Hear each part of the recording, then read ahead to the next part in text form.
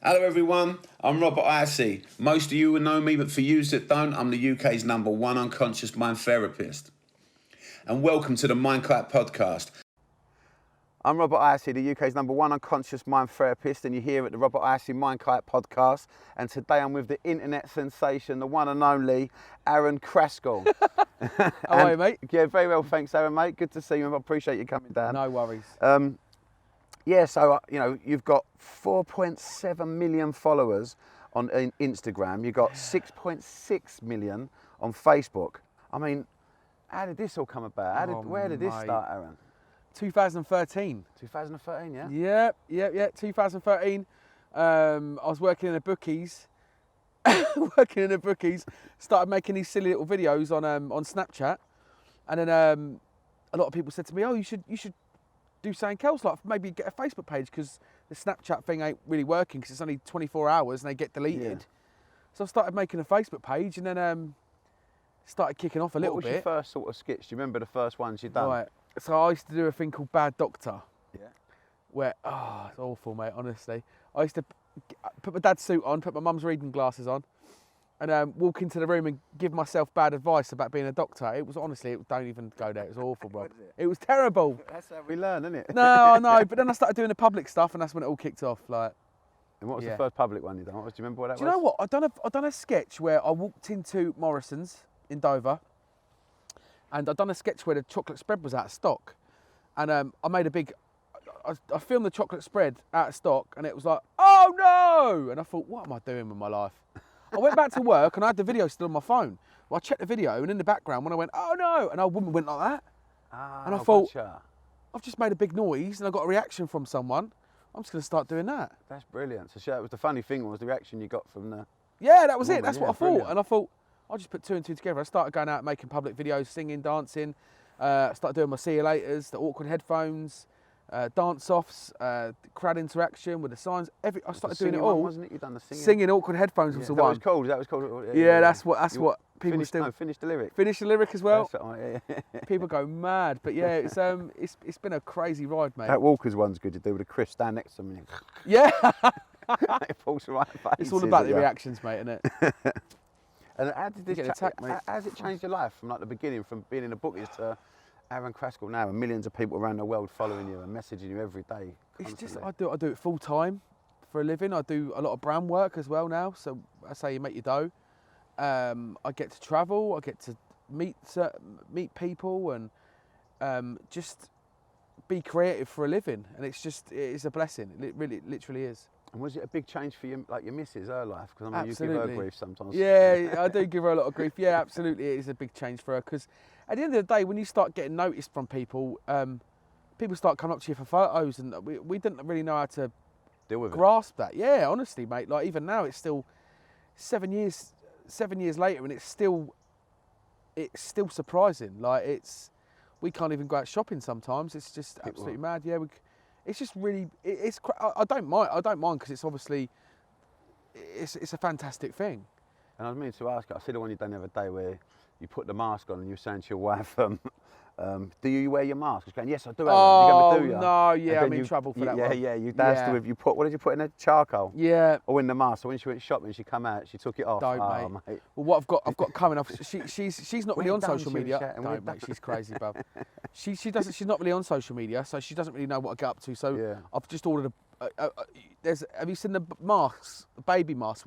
Yes, they look like they're crying. Yes, I've seen them. Yeah, she's going to absolutely hit the roof, mate. I can't wait to film it next week. Scare the life it's going to be really fantastic. I can't wait. So obviously everyone knows I'll do unconscious mind therapy, and like I'm into big visualization, creativity, and the whole podcast is about sort of looking at the mind of the elite, people that create their life, Yeah. And I'm looking at how you create. How do you use visualizations and the creativity process for you? How does it work? Like the visions in your mind. How do these sketches get created? Well, it used to cause me a lot of pressure, to be honest. When it started getting big, and I started getting quite big, and I thought to myself, hold on a minute, these people are going to want videos all the time.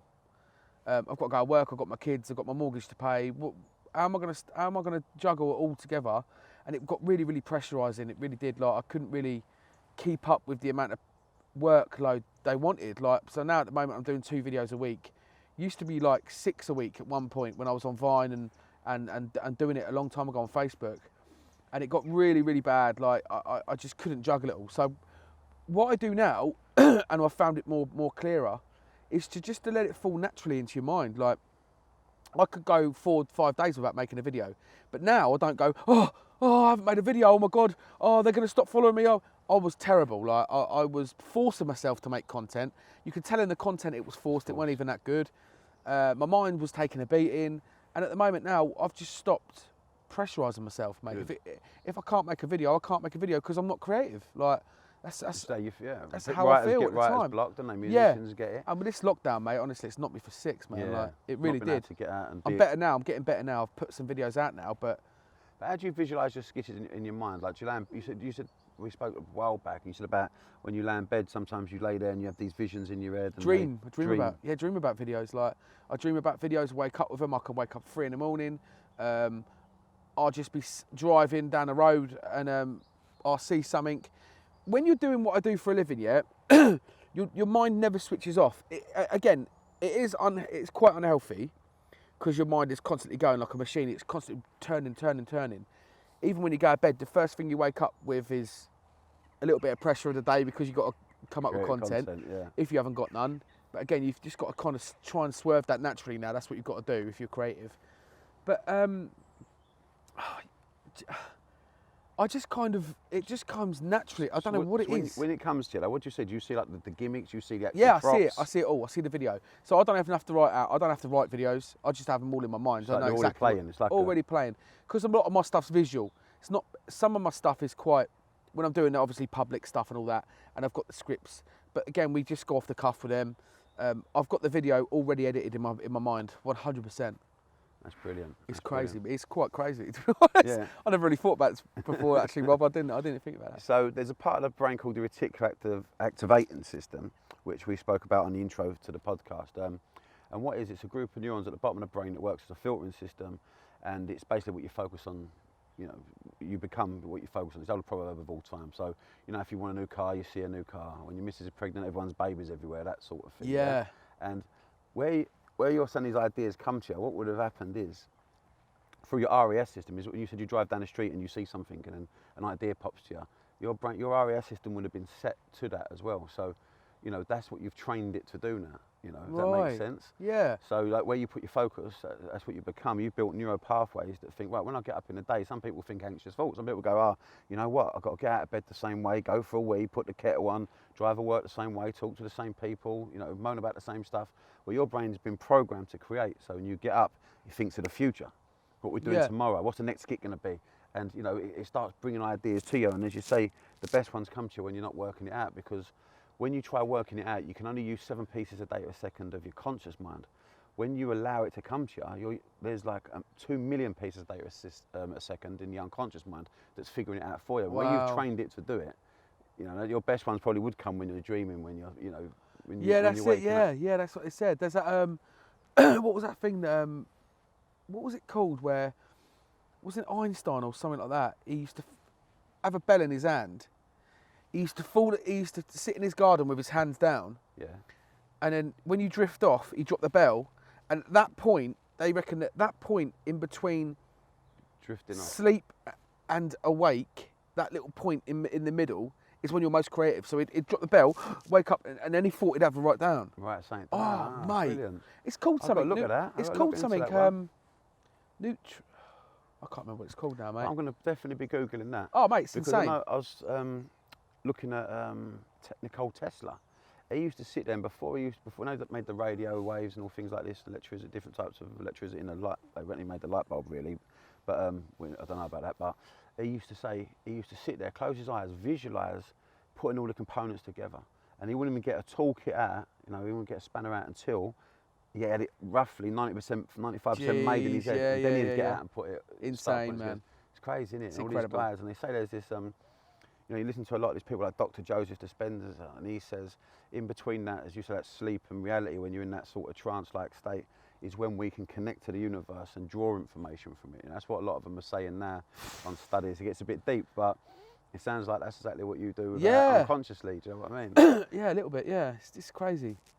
So not a lot of people know this about you, but you are a big, massive drum and bass fan, DJ. Throughout lockdown, I you was am. doing a lot of gigs online for people, Yeah, weren't you? got my first gig next Sunday. Have you? Got a manor house, yeah, in Canterbury next week. Brilliant. Out. It's obviously social distance and that. I don't know how it's gonna be, but I've got my first gig, yeah, next Sunday.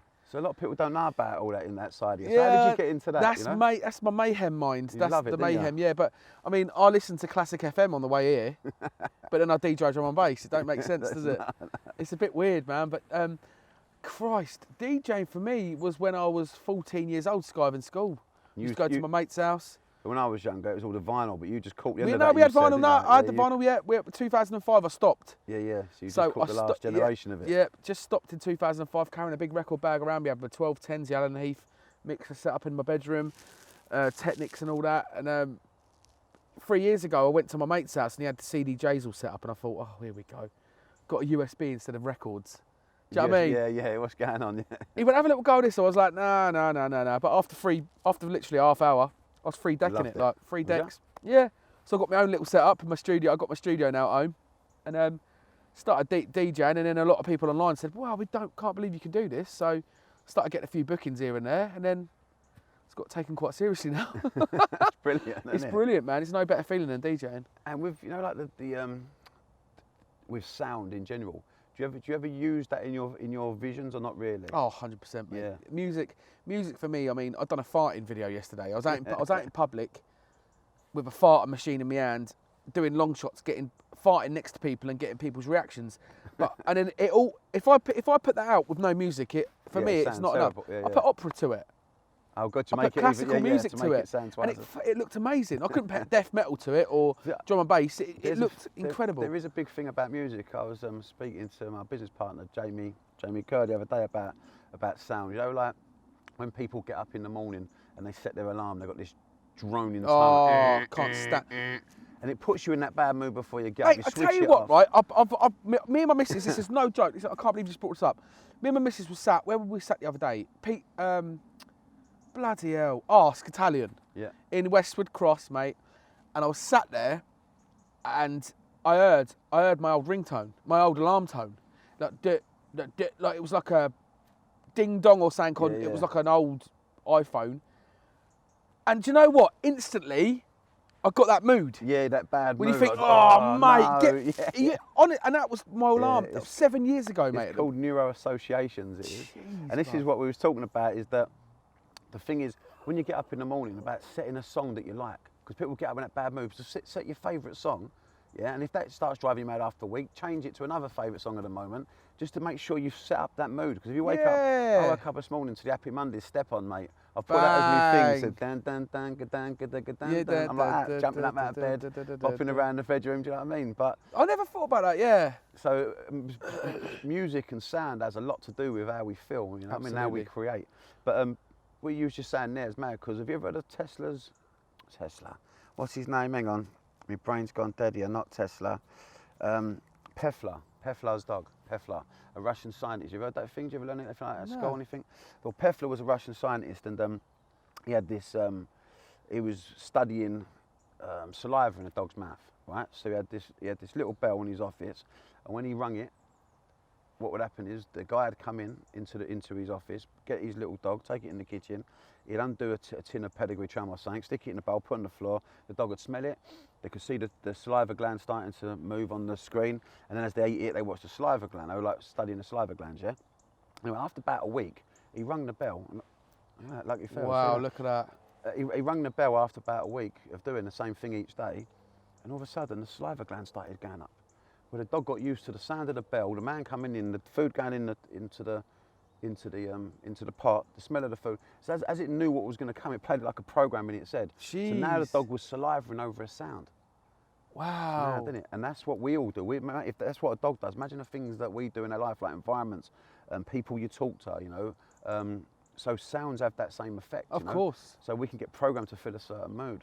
So, you know, I used to talk to like we changed state. It's called neuro association. So when I was talking to my nan, I used to go, "Hello, Nan. How are ya? What's that silly voice about? I won't go in a pub to you and go, hello, Al. Have a good night. Like, oh, you're talking to your mug, wouldn't you? Yeah, You know what I mean? yeah, Fuck off, yeah. Rob. So this is what and it's good that people be aware of neuroassociations because we know we need to look out for them things because we can break them and reprogram them pretty easy. Man. It's incredible, isn't it? That music thing I'm definitely going to take on board in the mornings. Yeah, definitely. I have Honestly, Magic mate, FM. I'll go honestly, downstairs. I've been doing the difference. I've been doing that, then just doing like my gratitude thing I do every day. You know what I mean? And my little visualizations is the most important I do. Every day, all my dreams, my visions, and yeah, get up and crack on with the day. You know what I mean? Yeah. You have a good day or a bad day, but at least you set your RES system to filter for good things. Try, yeah, of course. Yeah, but yeah, definitely change that song, mate. Because anyone at home listening, 100%. change that alarm. Make sure it's a song that Well, I makes do you feel Magic good. FM in the mornings. That's what I do. That's my thing. Alexa, put Magic FM on. It's like you're in Every the car. morning. Different music is different Classic music for me, driving. mate. Classic FM. Like Alexander Stewart's on at the moment, mate, and his voice, bruv, just goes through me. You think he's amazing, that bloke. Got Anne-Marie. It's the DJs on there as well. Like it's their voices, man. It's incredible. And then you've got different things. You've got like opera. Then you've got the music. Then you've got different instruments. I think it just does wonders, man. Yeah, I just thought of something, right? Me and my business partner Jamie are doing an event in Greece next May, yeah? Yeah. To get you on DJing out there. We're talking about a little festival, a MindKite festival. Yeah, I'll be it's up going to be mindset and music. That's what it's going to be. Mate, So I'll be up. I don't know if drum bass is any good for that. Yeah, we'll find a slot for it, you know what I mean? We'll find a slot somewhere Yeah, for I'll be up for that. We'll make it all positive. It's going to be a right positive, a positive experience for people to come for 4 days, yoga on the beach, yoga beats, we'll be doing it with house music. We're trying to mix music and keep the vibe, using the music as a vibe and get it down. I'll be up for that, bro. giving people education at the same time of it. When you was a kid though, what was you like? Was you always a comedian as a kid? Was you No, I was a wank. I was an Was you? idiot. He's Yeah, a I was an wanker. idiot. Yeah, I was a Go on, you wanker. can Yeah, sit I was. on here, we're sweet. It was a wanker. I was bad at mate. I felt bad for my mum and dad, mate. Really? I didn't give. School was nothing. Couldn't be bothered. No discipline. My mum and dad amazing. Do you know what I mean? I had the best upbringing I could have ever had, and then I weren't good at nothing. I just couldn't concentrate. I was good at artwork, but then I dropped out of art college. Like I just didn't know what I wanted to do. Like if it weren't for doing what I do now, I don't know what I'd be a scaffolder's labourer. Did you leave school early or did you finish school? Oh, well, I was at school. Didn't really do well in my GCSEs. I failed a few, and then didn't really go to school for the last couple of years. We just kept. Because back then you could Skype. Yeah, yeah. Now they're texting your mum and Yeah, dad they're and on that, you, like, yeah, mate, yeah. they're on you. But back then we used to go to school in the mornings, not go back home after lunch, and just, it was, I wish I'd have tried harder, man, honestly, I But wish. do you think though, a lot of people I spoke to, like Wayne Lineker left at 14, Tony Truman was shit at school, Dame Kelly Holmes was crap at school, Dapper was crap at school. All these people I'm talking to, the most successful ones, all crap at school. Oh, no, mate. And they all say the same thing, I couldn't focus. And I've got ADHD. Nothing. I've got ADHD. Yeah. I never knew I had it till I was 37 because it wasn't a thing when I was at school. So by the time I left school at 14, no one knew what that was. You were told that you was you was just mucking up your business. Yeah, of course. I was with my bottom sets. Yeah. I reckon I got severe dyslexia as well. Well, if you're With dyslexic writing or and dyspraxic, reading. the new studies show if you're dyslexic or dyspraxic, you have ADHD.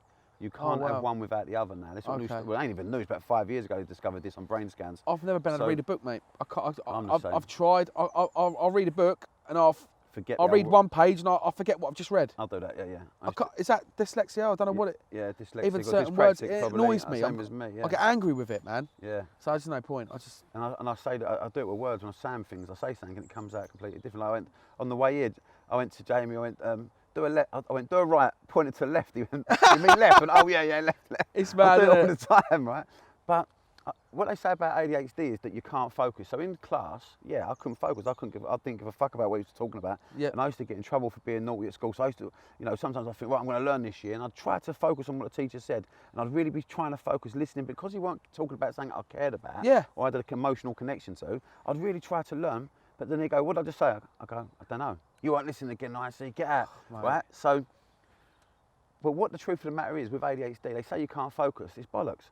We can't focus on things that we're told to focus on. Yeah. If we find something we enjoy, we hyper-focus. I've played golf in single figures in the past. I played guitar like Jimmy Hendrix and Eric Clapton. I'm beating my therapist around the world. Because I found something I like, then I can't stop focusing on it. I'm obsessed. Like you are now with what you found your passion. Ridiculous. You can't stop thinking about it. Nah, you can't. So we become hyper-focusing. We're Obsessed. hyper-focused. We're the best focusers, but it's only on something that we care about. Do you know what I mean? Yeah, that's it. So we're not that we can't focus. We're actually better than you. We're superhuman, yeah. Yeah, we're super fucking human, son.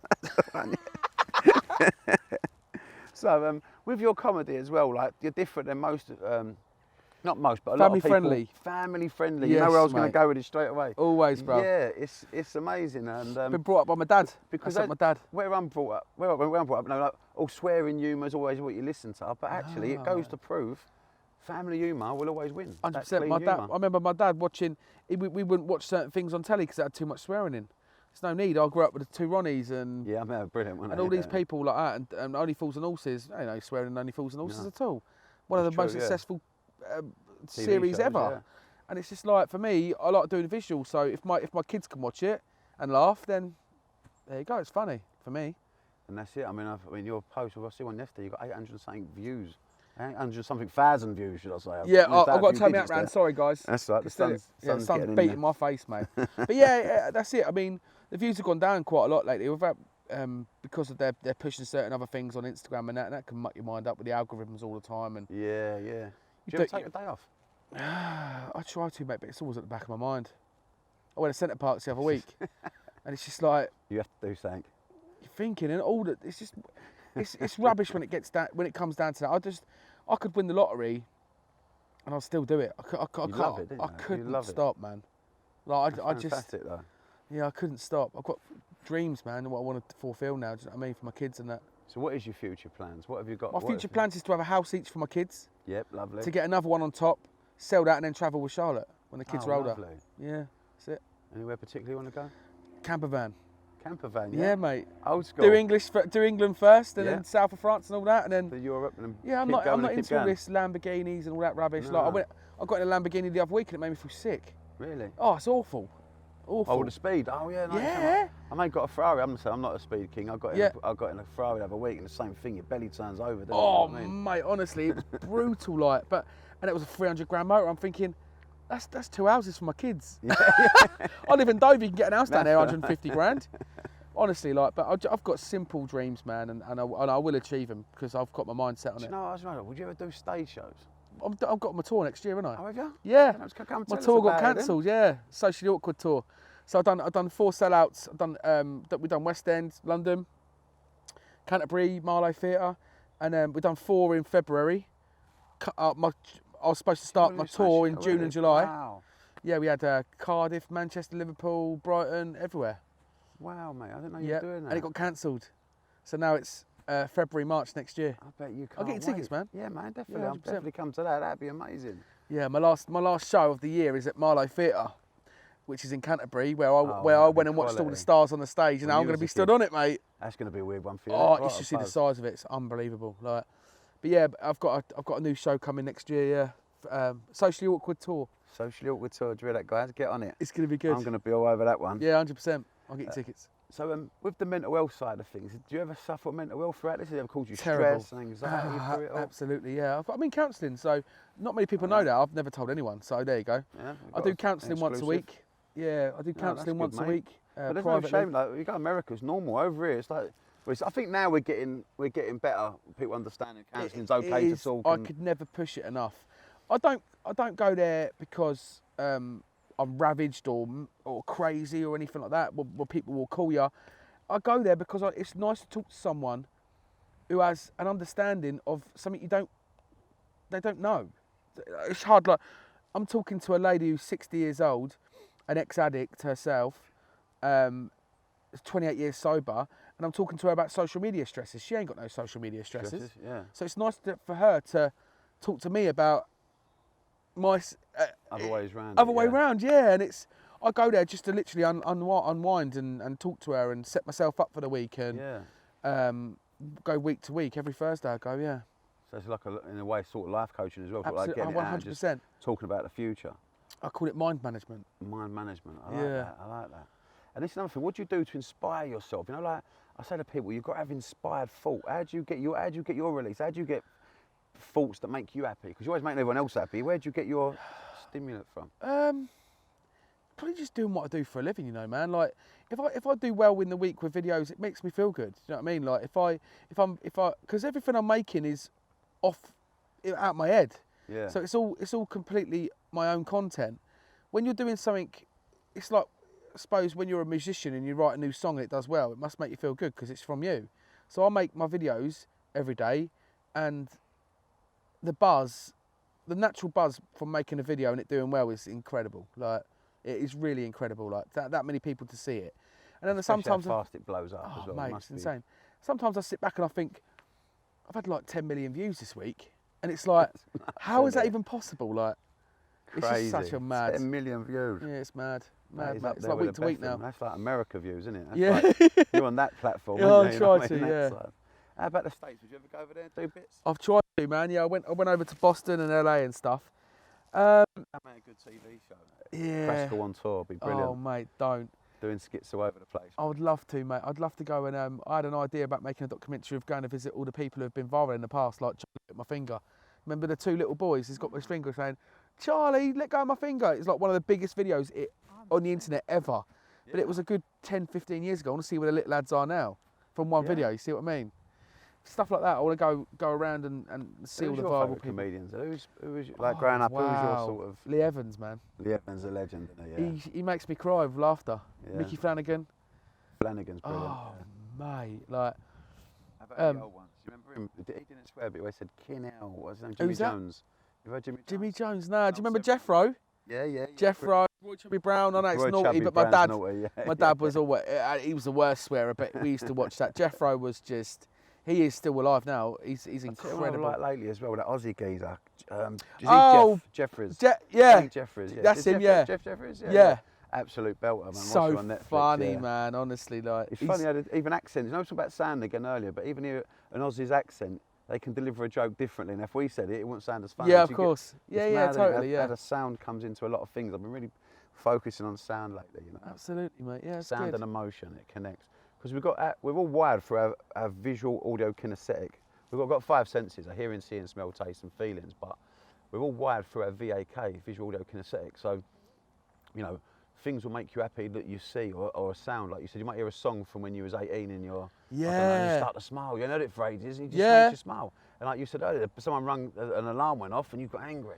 Yeah, and then you could be in a pub and someone's, "I did it my way," you know, Frank Sinatra song. Yeah. And a woman's crying. You go, "What's the matter?" They go, "My granddad died 15 years ago." Yeah, there you go. And it pulls back that emotional experience into the here and now. All sound. So all sound, yeah. Mad, so isn't it? I like what you said earlier about using on that fart video you've done. You've used classical because it's complete opposite than of course anything polite, isn't it? It's the complete. That's it. The contrast of that is, and I was saying to people in my practice when I work with people all the time about the same thing, that you know, sometimes you've got to put a stupid association on things to be able to let go of a problem. You know, like, imagine if you're watching Psycho, the horror movie, right? Yeah.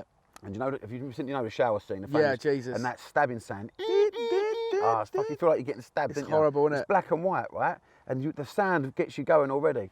But imagine if you change that sound, right? That's what I say to people. Imagine this: you're watching the horror movie, you've got the visual. Like a clown squeaky nose. He's about to, yeah, or even better than that, as he pulls the knife back, you hear, "Bob the Builder," and he's stabbing her to death. Can you fix it? Exactly. You're going to go, "What the fuck is this shit on the telly?" Exactly, You mate. couldn't find it scary because weird, your brain isn't can't find something scary that's stupid, silly, or ridiculous. Yeah. So if you make that association, you can watch an horror movie and laugh. So it shows you how we can wire our emotions. We can manipulate them through using sound. So when people go, "Oh, I don't feel good," just try to stick some fucking music on that makes you feel happy. If you broke up with your boyfriend, don't stick a love song on.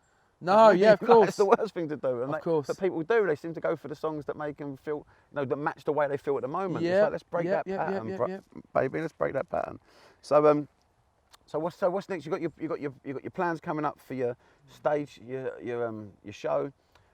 Anything else coming up we can know about? New podcast, hopefully. Yes. Being commissioned by the BBC, hopefully. That's amazing, another thing.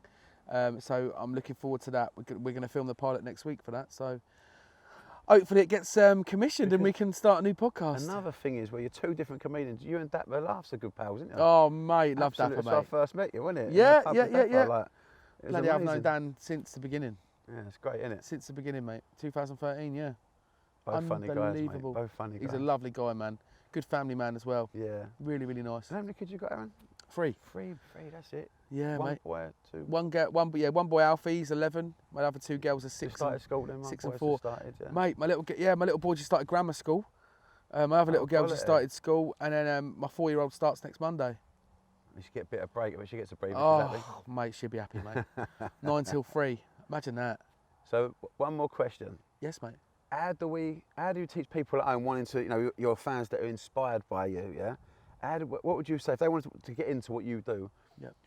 What would you advise them? What would be what's the trick behind being Arron Crascall? Let go of all. Let go of all of your.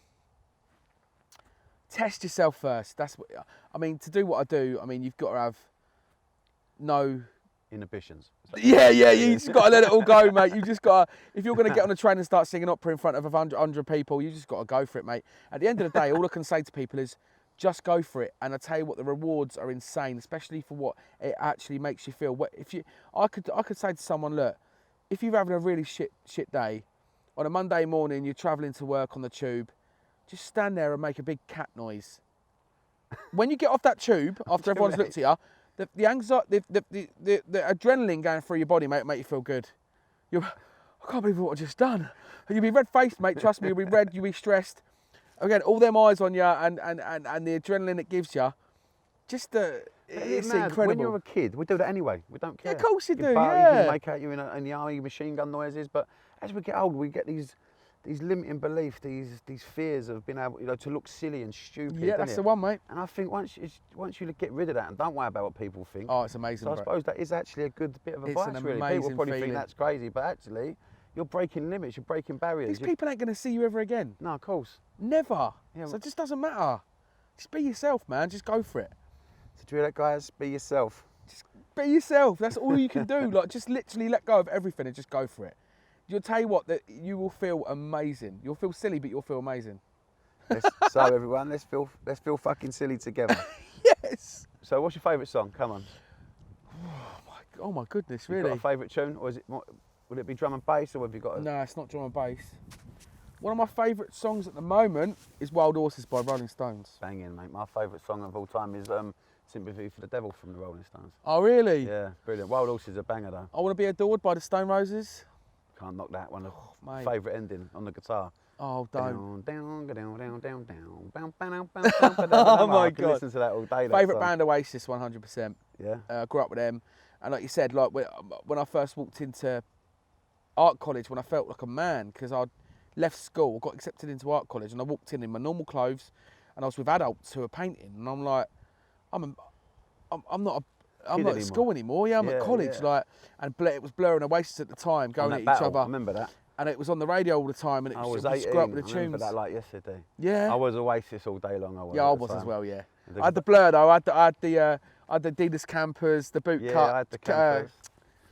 Chinos. I had the Chinos on as well. My old Adidas jacket zipped up. So I was a little bit older than you. So I remember when I was at school, I had the Timberlands with the Happy Mondays were in. You used to cut your baggy jeans at the bottom so they split round the things. Yeah. Paisley t-shirts, dungarees.